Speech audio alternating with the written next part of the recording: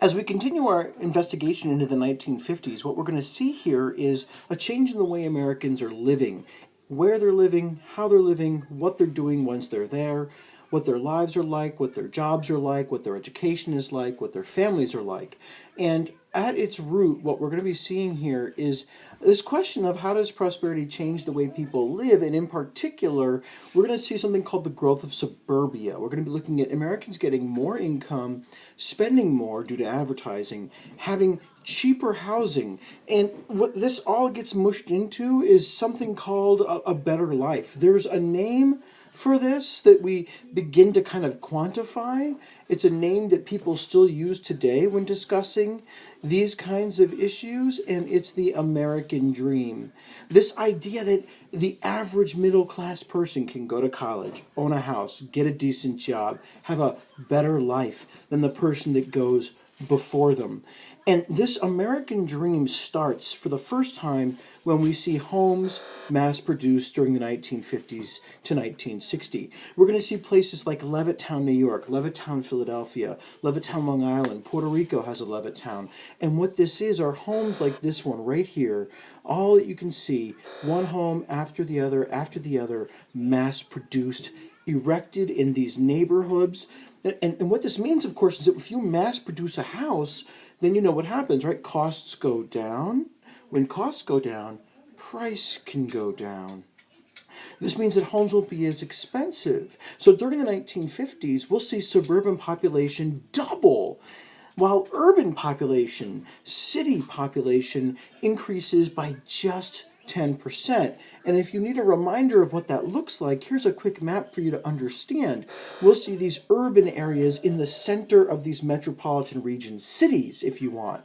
Then we're going to see the growth of suburbia, and it grows much more than cities do. You can see suburbs growing dramatically more than cities do. The suburbs grow. And then outside that, you have these rural areas that still exist, the country, if you want to call it that. And this is going to take place all over America. We're going to see people embrace this idea of suburbanization. So the question is why? Was it just because housing prices went down? And that's not the only reason why. Between 1900 and 1950, we saw a ginormous increase in the number of people living in our cities, and the cities weren't able to keep up. Whether that's because of a high birth rate or immigration, it doesn't matter. The bottom line is our cities are crowded. There's crime, there's congestion, and as the price of homes come down, we're going to see people really kind of want to move into suburbia after World War II ends. This is going to be a good thing, especially when we compare it to something called the GI Bill. And the GI Bill is really, really, really important. The GI Bill says if you served in World War II or Korea, then you are going to get money. Money that you can spend on your first home, get a job, go to college. These things with the GI Bill dramatically change the way Americans kind of experience their life. It provides a tremendous boost to our World War II, post-World War II economy. And if you want an example of what that looks like, take a look at this chart, which is just enrollment in college. When we see the GI Bill go into play, then we see all of a sudden, starting here, right here at the end of World War II, a dramatic rise in the number of men who attend college. This means these people will be better educated, and if you're better educated, you get a better chance to make more money as an adult with a more prestigious job, buy a house, and so on and so forth. And it's thanks to the GI Bill that we see this dramatic increase in the latter part of the 1940s in higher education. So we have a whole bunch of people moving into suburbia, changing the way our country looks in terms of who and how people are living. We also will see some significant changes to the economy in the 1950s. One of those is going to be a dramatic increase in income and the goods that we have to buy it. High income, abundant goods. As an example, the average income of Americans during this point in time will increase dramatically. For some people, that income will even triple. But overall, if we took whites, we took blacks, Native Americans, we took Hispanics, and we put them all into one big pot and we said, what happens to your income in the 1960s? Their average income as a family goes from beneath $25,000 all the way up to almost $35,000. That's a dramatic increase in just 10 years, and it really shows how the GI Bill really kind of helps our economy continue to go as people buy more things with their increased income that comes from their higher education and from assistance with the GI Bill. The other question then is, what's going to be our fastest growing industry? And this is important to understand because as people are seeing more and more and more being made in terms of goods that we can buy, consumer demand needs to keep up with this production. Well, one of the ways we can do that was our fastest growing industry in the 1950s, advertising.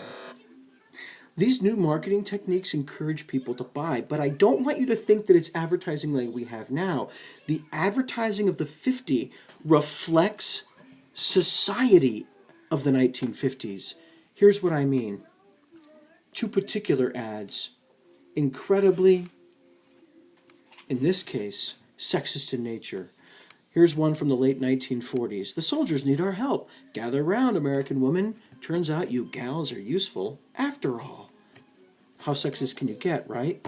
Or this one right over here. Don't worry, darling. You didn't burn the beer, because there's the housewife all sad and lonely because she burnt her husband's dinner. Or this one right here. If your husband ever finds out you're not store testing for fresher coffee, you can see what'll happen to you, right? Let's just glorify domestic abuse.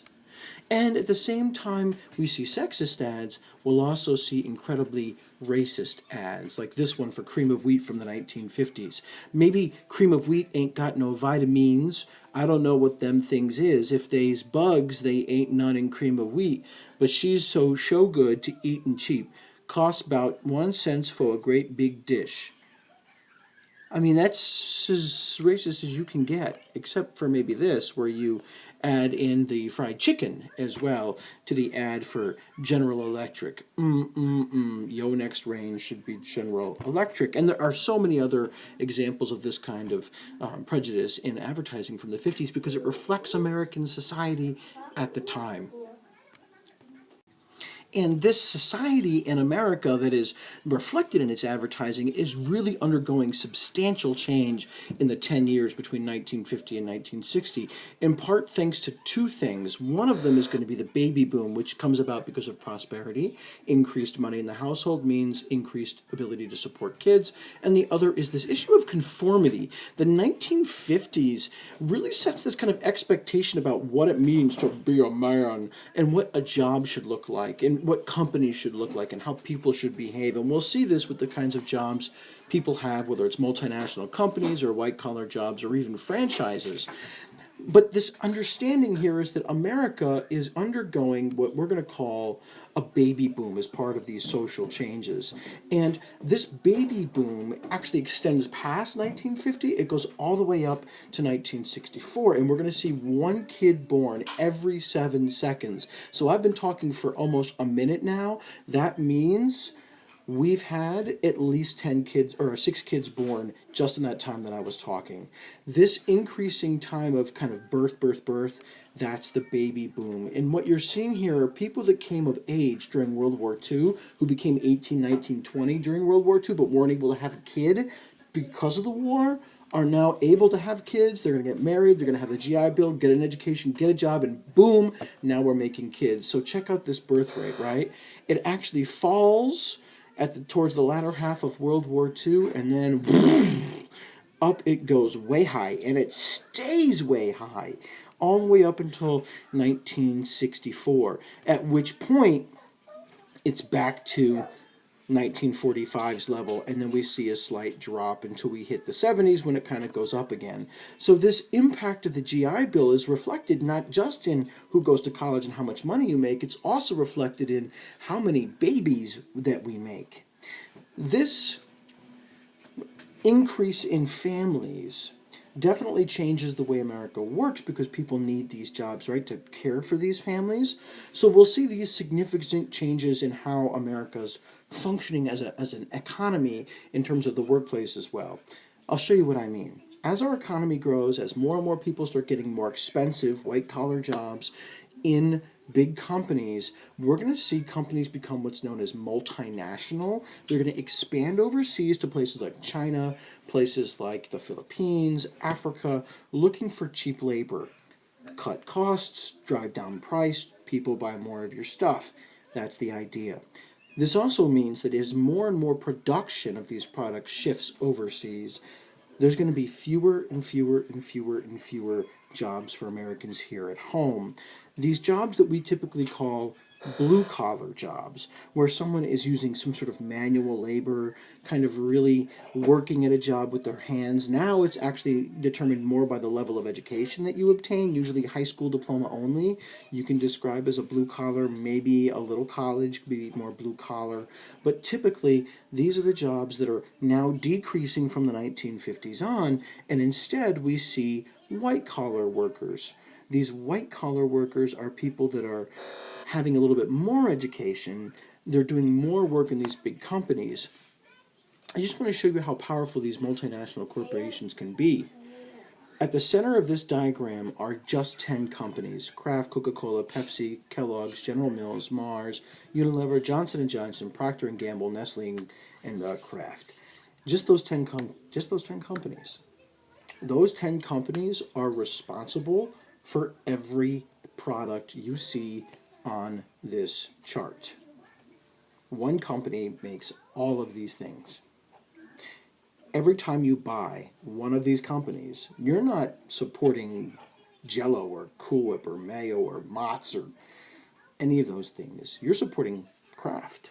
It all gets funneled to one multinational corporation. Remember Andrew Carnegie, profit motive, right? He wants to maximize his profit, increasing his production as large as he can, cutting his costs as much as he can, so people will attempt to buy all of those goods from that company. These multinational companies feel like they can do this by encouraging conformity, by encouraging people to be as efficient as possible, doing the same thing as possible with as little deviation as possible. This kind of conformity can get things done quick. Here's an example of an office pool in the 1950s. People doing very similar jobs at very similar workstations. You're not encouraged to be an individual. Your job is to get things done quick, efficiently. Don't make waves. Somebody else will handle the creativity. You just get the job done. So as we see more and more mechanization of farms, mechanization of factories, more and more machines doing this, work going overseas, people embrace more of these white-collar jobs. Part of this, too, this standardization, this conformity of the workplace is also going to emerge in franchises like McDonald's, which is the company that revolutionizes how business is done across our country in terms of franchises. Everything is mass-produced, whether it's food or something else. It's mass-produced, cost-cutting, because you have an economy of scale, and you can pay your workers a lower wage. So while more and more American workers are getting out of the blue collar and into the white collar, it doesn't mean you're necessarily going to get paid better, because jobs like those in franchises, they don't pay well. They're easy to train and easy to have. They have high turnover, but it's efficient. So we're going to see Americans kind of begin as early as the 1950s and 1960s to see this struggle with what it means to have a good job and get paid well. Where does this take us then in terms of our society? All of this change in our economy and in our country does lead to some really incredible social, scientific, and technological advances. We're going to see all kinds of breakthroughs in technology as we kind of push for the stars. We're going to see transistors shrinking the size of goods. We're going to see improvements in the way planes travel, lower fuel costs. More and more people than ever are going to use air travel, or they're going to drive their own cars that they buy. That means fewer and fewer Americans will take trains. We're going to see incredible medical breakthroughs in the 1950s, like CPR, radiation and chemotherapy begin to come forward as treatments for cancer, and we're going to actually see Americans push back against two diseases that killed us more than any other prior to the 1950s. Jonas Salk creates a vaccine that will help prevent polio, and it's just administered with a few simple drops, and we're going to see vaccines that stop tuberculosis, which can kill entire families of people. We're going to see America, that's now living longer thanks to these scientific and technological advancements, embrace new technologies. More and more people will have television in the homes thanks to things like the transistor shrinking the size of electronics. We're going to see Hollywood look for ways to keep people coming to its theaters as more and more people get TV in their own living rooms, looking for things like panoramic views, like CinemaScope, bringing people back to the movies, or 3D, like we're even using now to bring people back to the theaters. We're going to see radio take off even more than ever before as more and more people have cars and they're driving from the suburbs to the cities for their jobs in these white-collar corporations. All of these things will be significant scientific and technological advances that change the way Americans work, and it's moving us more and more into the fast-paced information age that we're so used to now today. This is the beginning of that happening. We're going to see other changes, too, in terms of how society entertains itself, in terms of what hits the airwaves. In particular, rock and roll. A uniquely American style of music that combines all kinds of music. It combines the blues, folk, country, tosses in the electric guitar, brings in all of these different elements. We're going to see it mass-produced. We're going to see teenagers flock to this, and their parents hate it. But what makes this interesting, even though parents condemn it as kind of mindless and loud and dangerous, American teenagers will buy it because for the first time, American teenagers have disposable income of their own. More and more American teenagers are getting their own jobs. And when they get their own jobs, they get their own money. When they get their own money, they're not going to be restricted in what they buy. They can buy their own stuff. This is going to lead to the first ever really well-documented generation gap, a kind of a cultural separation between the young and the old. A generation that likes a particular kind of music, not the kids. A generation that has a particular kind of dress, not the kids. An American generation that supports things like the hunt for communism, etc., not necessarily their kids. This is going to be the real beginning of that split between young and old. A generation gap that is still in existence today. What's interesting about this is that American poets and artists will look at kind of the conformity that we've talked about on previous slides, and they'll say this is destroying America. That we shouldn't have this sterile culture where everyone dresses the same, does the same, works the same. Instead, we should strike out at that, because a culture where everyone's the same, it's sterile, it's antiseptic, it's conforms, right? And these people, they'll call themselves the Beats because they'll march to the beat of a different drummer. And one of those guys is Jack Kerouac right here. Others include people like Allen Ginsberg. And what they do in their poetry is they talk about sex and drugs and music. They talk about the religion in ways that other people haven't before. And it shocks mainstream America. And in some ways, it helps explain the generation gap. And it's going to help push Americans more towards the 1960s. Tomorrow we'll take a more in-depth look at this and kind of how each subsection of the American population responds to all this social change, and then we'll go from there.